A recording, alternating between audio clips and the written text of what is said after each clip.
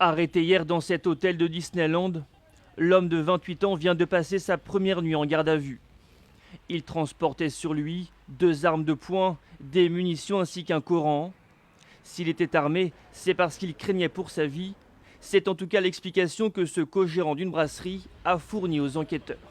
Peut-être parce qu'il a ce bar dans Paris, peut-être parce que des terrasses ont été attaquées au mois de novembre à Paris. En tout cas, il avait, dit-il, ces armes non pas dans une mauvaise intention belliqueuse, mais pour se défendre. Si ces armes ont pu être détectées, c'est grâce à la présence d'un portique à rayon X à l'entrée de l'hôtel. Depuis les attentats, la sécurité a été grandement renforcée. Il faut dire que ce parc d'attractions le plus fréquenté d'Europe est un lieu hautement sensible. Ce qui est intéressant, c'est que ça met en lumière un acteur qui est parfois marginalisé, c'est l'acteur de la sécurité privée.